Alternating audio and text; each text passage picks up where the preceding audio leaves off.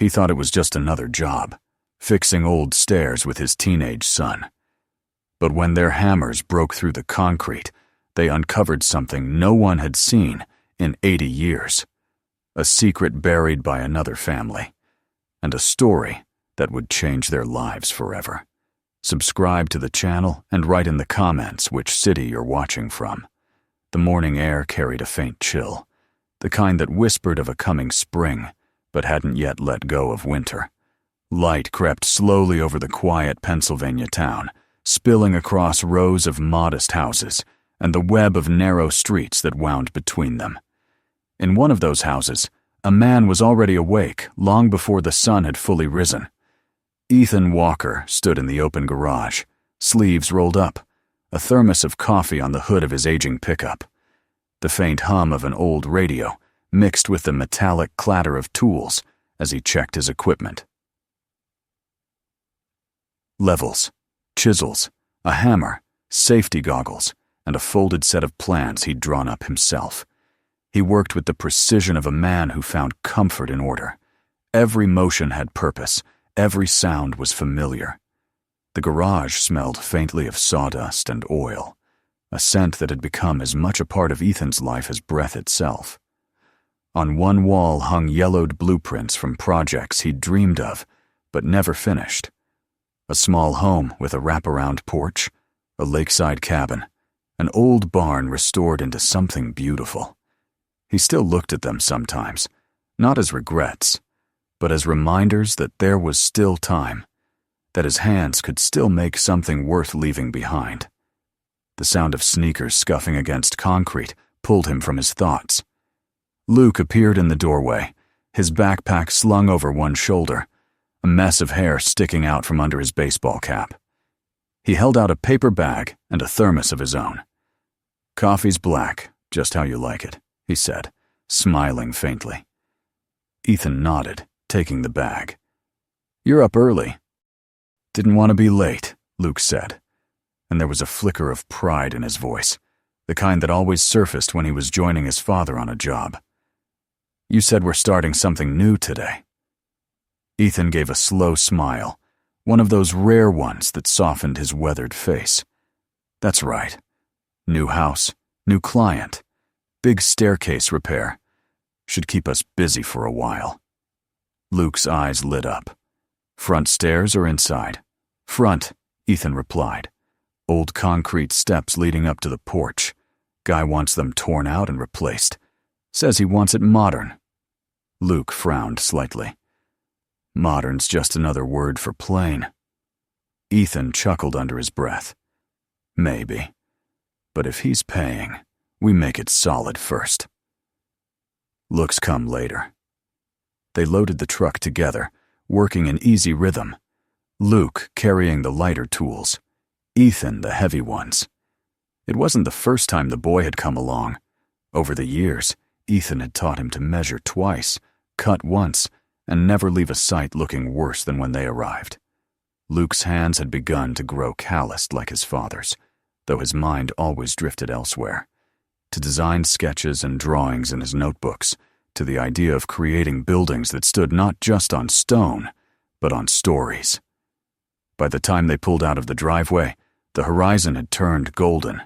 The truck rattled down the road, its bed filled with shovels, wood planks, and a single rusted toolbox that had belonged to Ethan's own father. For a few miles, neither of them spoke. Luke looked out the window, watching sunlight hit the rooftops of houses as they passed, and he thought how each one must hold a different life inside. Ethan drove with quiet focus, the kind of silence that wasn't empty, but full of unspoken understanding. The house they were heading to stood at the edge of town, half hidden by a row of tall maples. When they turned onto the cracked driveway, Luke leaned forward, his curiosity sparking. It was larger than he'd expected, a 2-story home with white paint faded to gray, the kind of house that must have been beautiful once, but had long since surrendered to time.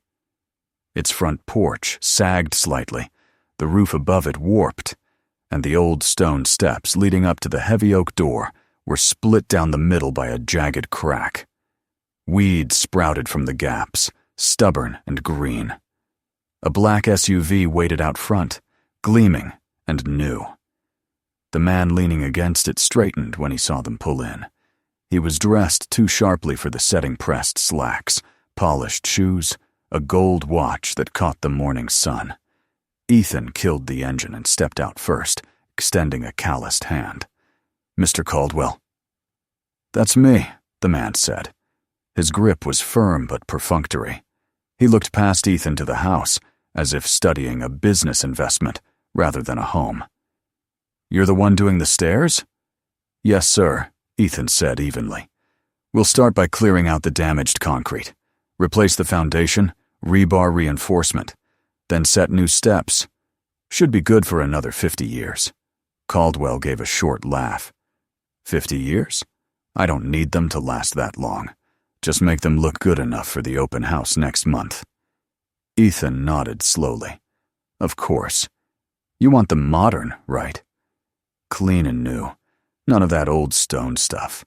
Caldwell waved his hand dismissively toward the cracked stairs. "Tear it all out.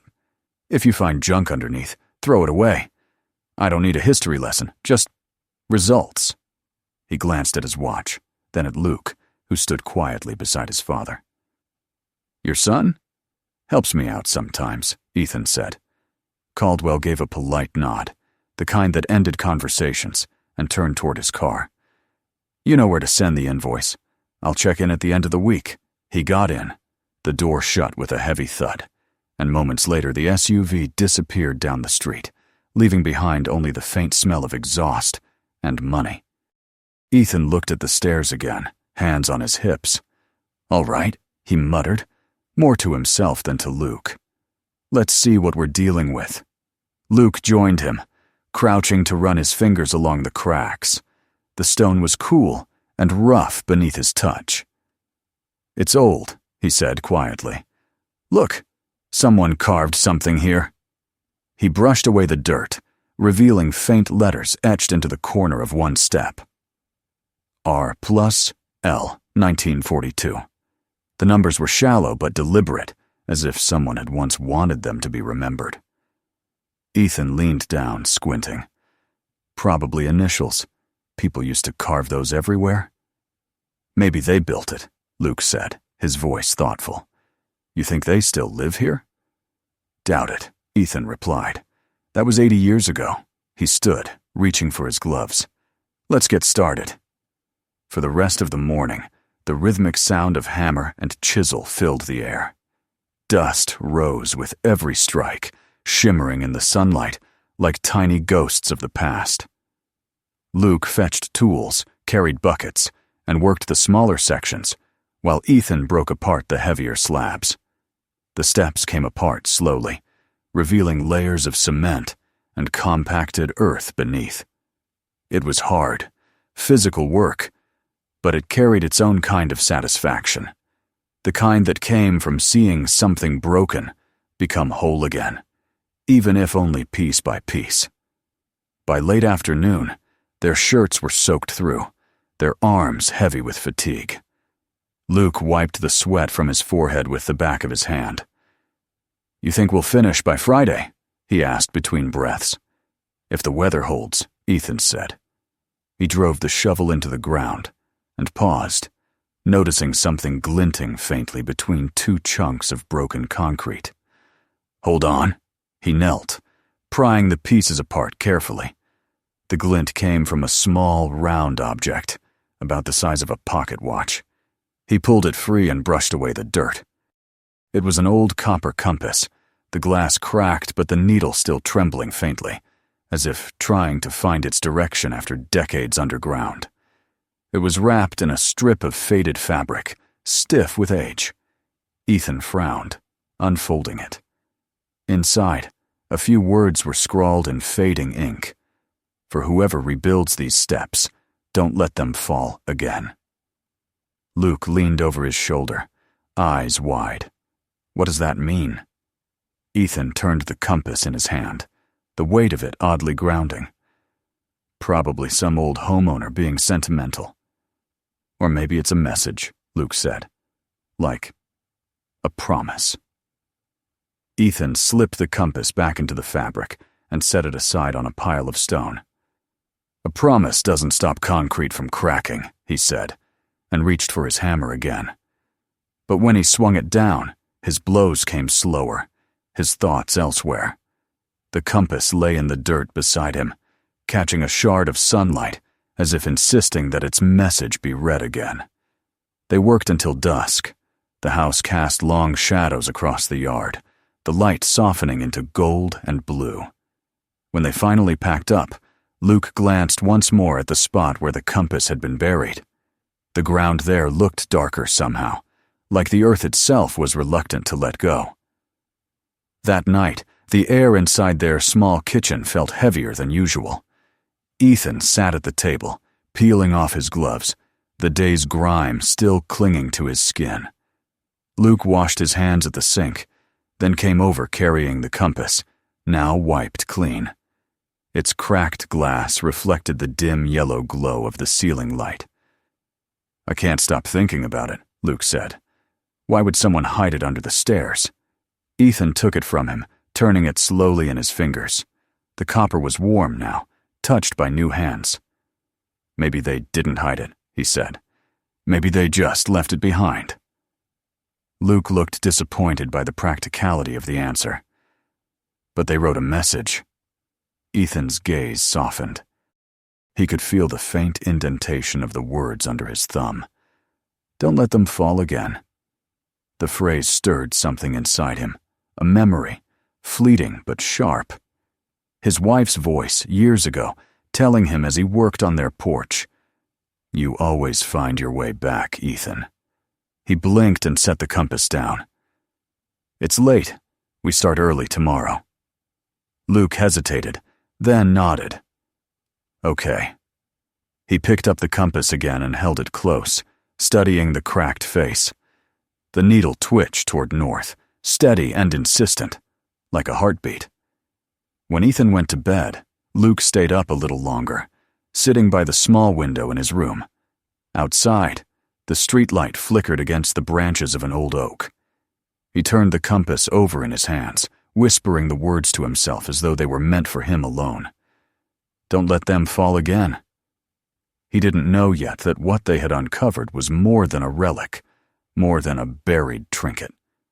It was the beginning of something deeper, a story that waited beneath the steps for decades, a story that would soon bind the two of them to the house, to its past, and to each other in ways neither could yet imagine. And as the compass needle quivered faintly in the dark, the house on Maple Hill seemed to breathe again, as if it too was waiting for what tomorrow would bring. The next morning arrived gray and damp, the kind of morning when even the birds sounded reluctant to sing. Mist clung to the fields on the edge of town, and dew glistened on the grass as Ethan's truck rolled down the narrow road that led back to the Caldwell property. The hum of the tires over cracked asphalt filled the silence between father and son. Luke sat beside him, watching the fog drift past the window, his hands folded around the same compass they had found the day before. The metal was cool against his palms, its cracked glass faintly catching the light. He had cleaned it carefully the night before, and now it gleamed faintly, as if it had been waiting years for someone to hold it again. Ethan noticed the compass, but said nothing. He kept his eyes on the road, hands steady on the wheel. The weight of the day ahead pressed on him, the way early mist pressed on the world soft, but persistent. He knew Caldwell would expect speed, not care. Precision meant little to men who only saw houses as numbers on a spreadsheet. Yet the thought of tearing apart something built by another craftsman, someone who had once worked these very stones with their own hands, left a discomfort that Ethan could not quite name. When they reached the house, the grass along the drive was still wet enough to soak through their boots. The old home loomed against the dull sky, its pale paint streaked by years of rain. The broken steps looked darker now, dampened by the mist, and small puddles glistened in the cracks. For a long moment, neither of them spoke. Luke traced a finger over the initials carved into the stone the day before, R+L, 1942, and glanced up at his father. "You really think we should take the rest down?" he asked. Ethan sighed. "That's what we were hired to do." He looked at the faint carving again, his jaw tightening. "But we'll see how it goes. Let's get the tools." They had just begun setting up when the familiar black SUV rolled up the drive, its tires crunching on gravel. Caldwell stepped out, immaculate as ever despite the damp air. He checked his watch as though time itself were an employee. "Morning," he said curtly. "How's it coming?" Ethan wiped his hands on his jeans.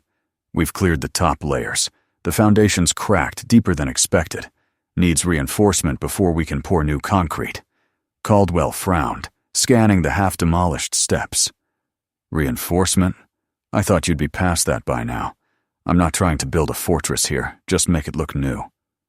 Ethan met his gaze calmly. "If you want it to stay standing, we have to do it right.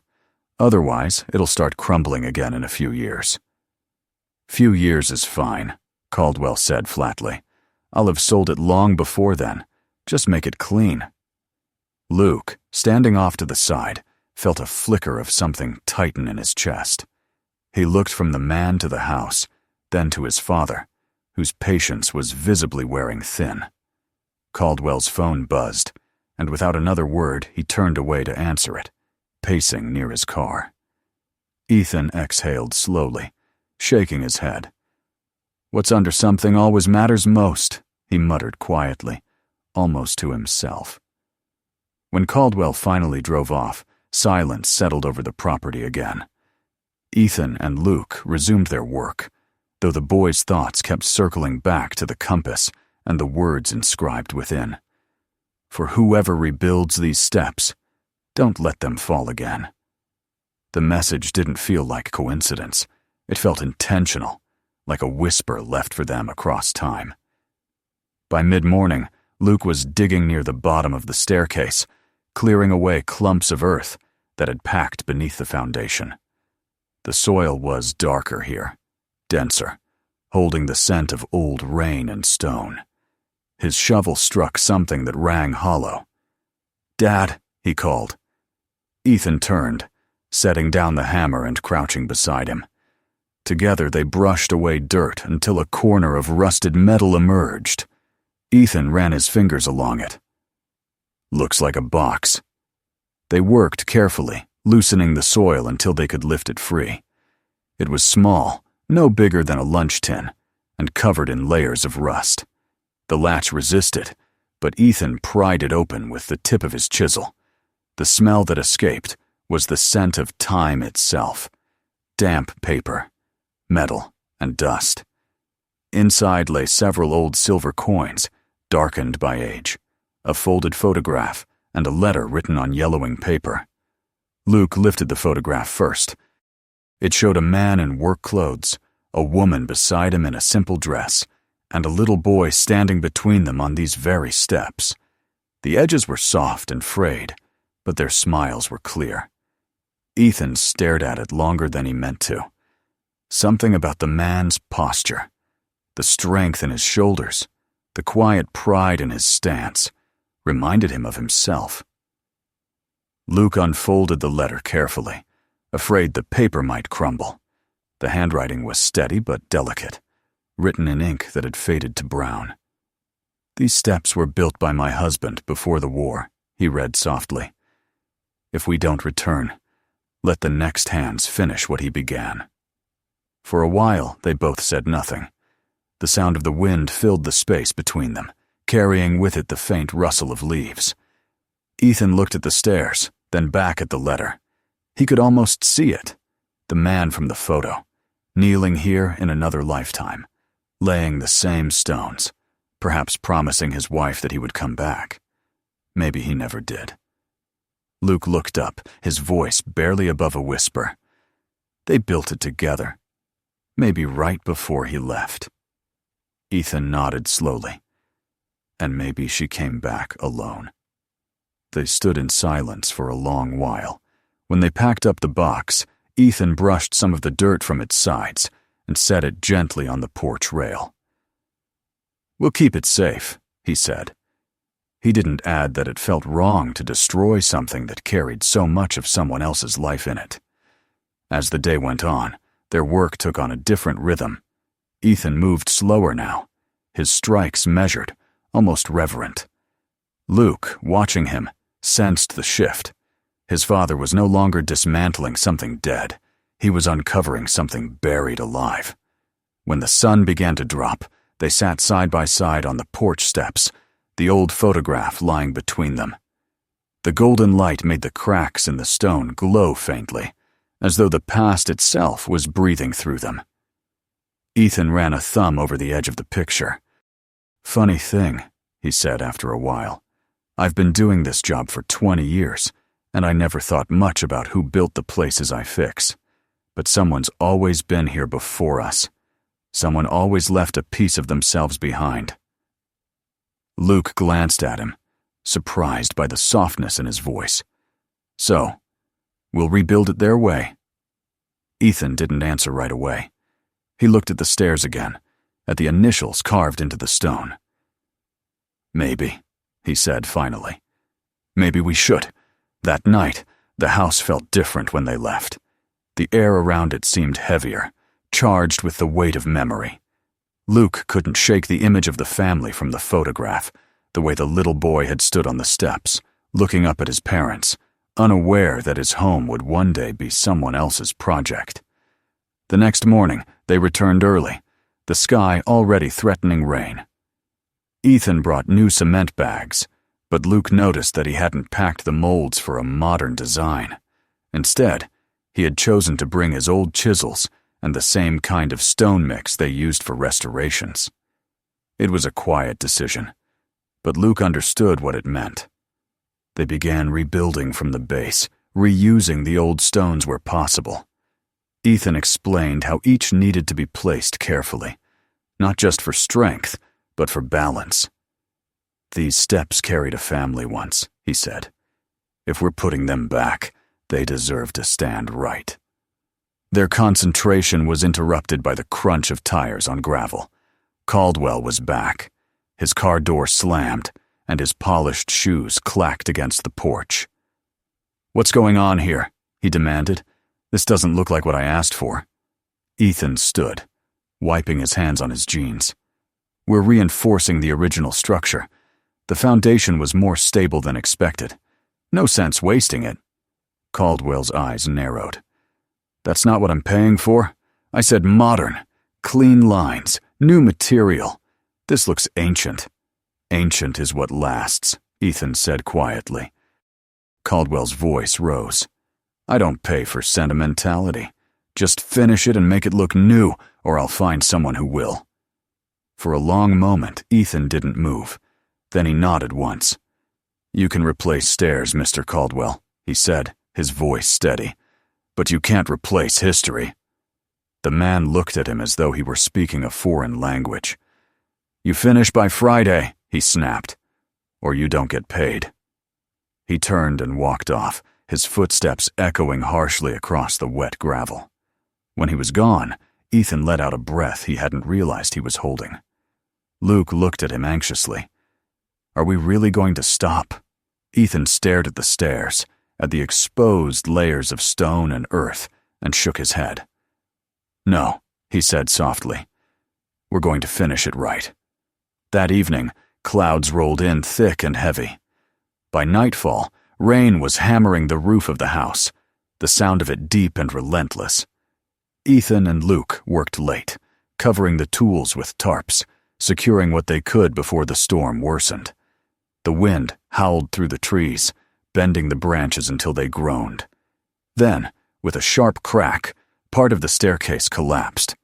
The sound was deep, almost like a sigh.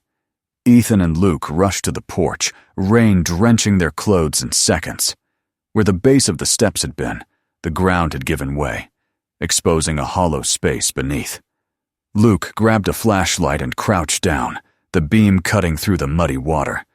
Something gleamed faintly below, a dull metallic shape lodged in the soil. "Hold the light," Ethan said, and together they dug with their hands until the object came free. It was another small container, this one dented and corroded by time. Inside lay a tarnished dog tag, an old wedding ring, and a scrap of faded fabric that might once have been part of a flag. The tag read the same initials that had been carved into the stone R. L. Luke stared at it, the rain dripping down his face. "She must have buried it," he whispered, when he didn't come back. Ethan nodded, his jaw set, his voice low. She wanted him to stay close. They stood there for a long moment, the storm roaring around them, the artifacts of another life resting in their hands. In that instant, Ethan understood what the stairs truly were, not just stone and mortar, but a memorial. A promise made in a time of war, left unfinished until someone with the right hands and the right heart found it again. When the rain finally began to ease, they carried the box into the truck and sat for a while, soaked and silent. Luke's fingers curled around the compass again. "Some people build things to last," he said softly. "Maybe that's how they stay alive." Ethan turned to look at him. "Maybe so," he said. "And maybe it's our turn to keep them standing." Outside, the storm slowly faded into a steady drizzle. The house loomed dark and still, its broken steps now a wound waiting to be healed. Father and son sat in the quiet truck, their breath fogging the windows, both knowing that when the morning came, they would not rebuild what was ordered, but what was right. The promise in the letter, in the compass, in the initials, carved long ago. None of it belonged to the past anymore. It belonged to them now, and they would see it through. When dawn came, the storm had passed, leaving the world washed clean and silent. The grass shimmered under a thin film of water, and the air carried that peculiar scent that follows heavy rain, metallic, fresh and faintly sweet. Ethan stepped out of the truck and stood for a long moment, breathing it in. The old house loomed ahead, its porch dripping, its windows clouded by condensation. The damage to the stairs was worse than he had hoped, but not beyond repair.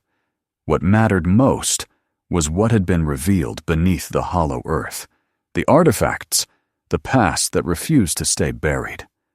Luke joined him, rubbing sleep from his eyes. His clothes were still damp, his hair flattened by the rain, but his spirit seemed undiminished. He looked toward the broken steps and said quietly, "We're finishing it today, right?" Ethan nodded. "Yeah. Today, we make it right." They unloaded their tools in silence. The morning light broke through the thinning clouds and soft streaks, casting silver reflections across the wet boards of the porch. Every sound seemed amplified in the quiet. The scrape of shovels, the low murmur of birds returning to the trees, the rhythmic drip of water from the eaves. There was a sense of renewal in it, the world pausing to watch them continue what others had once begun. They began by clearing the debris left from the collapse, lifting stones slick with rain, scooping out the muddy water that had gathered at the base. The hollow beneath the stairs was deeper than they had thought. The space looked almost deliberate, as though the ground itself had been shaped by human hands long ago. The metal box they had found the night before sat nearby on a piece of tarp, the wedding ring and dog tag resting within. Ethan glanced at it now and then, his thoughts circling the names and the faces that had filled the photographs. Luke worked beside him without complaint. There was a quiet determination in the boy's movements, a maturity that seemed to have grown in the space of a few days. When he looked at the old house, his gaze carried something Ethan recognized, a kind of respect. For the first time, he wasn't just helping with his father's work, he was building something that mattered to him too. As they dug deeper, Luke's shovel struck something solid again. He froze, then looked at his father. Ethan joined him, and together they unearthed a narrow wooden beam that had once formed part of the original foundation. The wood was rotted, its edges softened by time, but still held traces of the craftsmanship that had gone into it. Careful cuts, deliberate angles. Ethan ran his hand along it with reverence. "He built it himself," he said. "Whoever he was, he knew what he was doing." Luke glanced toward the small box. "RL," he said softly. "He built it for them." Ethan nodded. "And now? We'll build it for him." By late morning, the ground was ready for new stone. The sun had climbed higher, burning away the last of the mist, and the smell of wet earth filled the air. Ethan mixed the cement carefully, measuring each portion by eye, the way his father had taught him years ago. Luke brought the stones one by one, wiping them clean before setting them within reach. Together, they worked in quiet synchrony, a rhythm that felt almost sacred. Each stone that went in carried more than weight. It carried intention. Ethan chose the ones that matched the texture of the originals, fitting them together with precision, as if he were piecing together a puzzle left unfinished by another craftsman. Luke filled the gaps with mortar, pressing it firm, his hands trembling slightly with effort. The steady sound of their tools echoed across the yard, the rebuilding unfolding with the patience of ritual. Around noon, they stopped to rest. Luke sat on the porch steps, or what was left of them, drinking from a thermos of water. His father joined him, stretching his sore shoulders. The boy looked out toward the road, where distant fields shimmered under the sunlight. "Do you think she ever came back?" he asked suddenly. "The woman who buried those things?" Ethan thought about it for a long time before answering. "I don't know," he said finally. "Maybe she did. Maybe she couldn't. But I think she wanted someone to find them. Someone to remember." Luke nodded, his gaze distant. "Then we're doing what she wanted." Ethan smiled faintly. "Yeah, I guess we are." The afternoon passed in a slow rhythm of motion and thought. They laid the stones layer by layer, careful not to rush. Ethan explained each step of the process, the balance of structure, the importance of foundation, how every layer relied on the one beneath it. Luke listened closely, asking questions, repeating his father's movements. The boy's focus reminded Ethan of himself years ago, when he had first learned this trade under his own father's watchful eye. Back then, it had been just work, a way to survive. But now, as he watched Luke set the next stone with careful hands, Ethan felt something deeper. This wasn't only about building stairs, it was about teaching his son how to build meaning. By the time the final layer began to take shape, the shadows had lengthened across the yard. The house stood quiet behind them, its windows glowing faintly in the late sun. Caldwell's car hadn't appeared all day, and Ethan was grateful. The work had taken on a life of its own, untouched by deadlines or money. Luke brushed the last of the cement from his gloves and stepped back, studying what they had created so far. "It looks different," he said. Ethan followed his gaze. The stairs, though unfinished, already held a quiet dignity. They were neither new nor old now. They were both, standing as a bridge between what had been and what was being renewed. The stones caught the fading light in soft tones of gray and gold, and for a moment, time itself seemed to pause around them. Then Luke noticed something else. Near the top of one of the reused stones, faint letters had appeared where the dirt had washed away. They were shallow but visible, the remnants of an inscription. Ethan leaned closer. It wasn't just initials this time. It was a short phrase carved in an uneven hand. "For our son, always home." Luke traced the words with his fingertips, his throat tightening. "That little boy," he said softly, "he never came back here." Ethan nodded, his chest heavy. "No, but maybe this place waited for him anyway." They worked until dusk, finishing the final steps. When it was done, Ethan fetched the small metal box from where it had rested all day. The rain had washed most of the dirt from its surface, revealing patches of dull bronze beneath the rust. He opened it one last time, staring at the dog tag and ring inside. Then, without a word, he placed the box gently into the hollow beneath the lowest step. Luke looked at him questioningly. Ethan met his gaze. "It started here," he said quietly. "It should rest here, too." They sealed the step together, smoothing the cement over the space where the box now lay. Neither spoke, but both felt the same unspoken understanding. The past and present now shared the same foundation. When they finally packed their tools, the air had grown cool. The horizon burned with streaks of orange and violet as the sun sank behind the trees.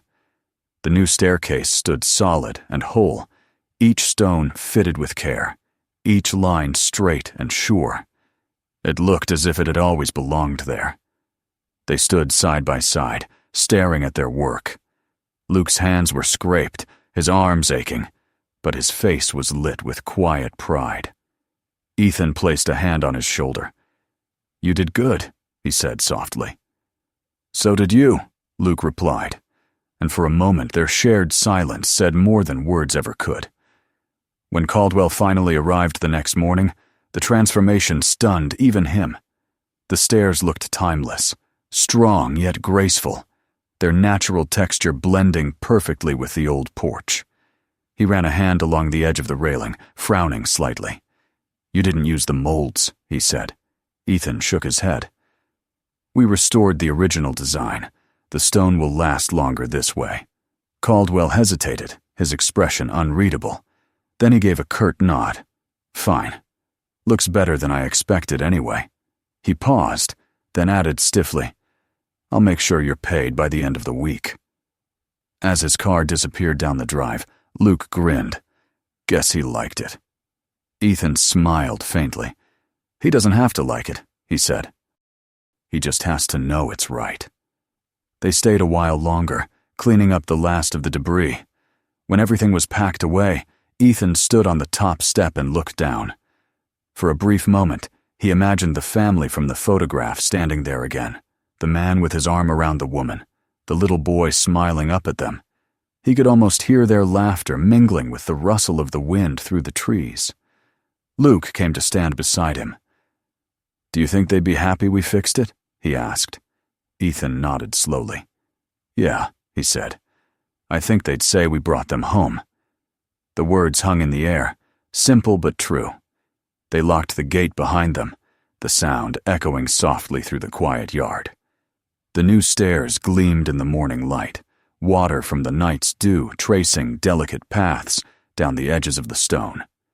On the drive back, Luke rested his head against the window, watching the fields roll past. He held the old compass again, turning it over in his hands. The cracked glass caught the sunlight, and for the first time, the needle inside steadied. Ethan glanced over and smiled. "Guess it found its direction," he said. Luke nodded, smiling faintly. "Yeah. So did we." They didn't speak for the rest of the drive. The road stretched out ahead of them, lined with golden trees, their leaves trembling in the wind. The truck rattled gently over the bumps, the sound steady and comforting. For Ethan, there was a deep calm in that silence, the calm of work well done, of something made whole again. When they reached home, the evening light spilled across their small front yard. Luke jumped out to grab the remaining tools, while Ethan lingered by the truck, looking back toward the horizon. The storm clouds of the previous night were gone, replaced by a sky wide and clear. He thought of the stairs standing strong beneath the rising sun, of the box sealed in the foundation, of the names carved into stone. Somewhere in that quiet Michigan morning, two families, one living, one long gone, had met in the same act of creation. They had both built the same thing, not just steps, but a passage, a bridge between past and present, between loss and renewal, between memory and belonging. Ethan turned toward the house, where Luke's laughter drifted through the open door, and smiled to himself. The boy's voice sounded like the echo of something older, something carried forward.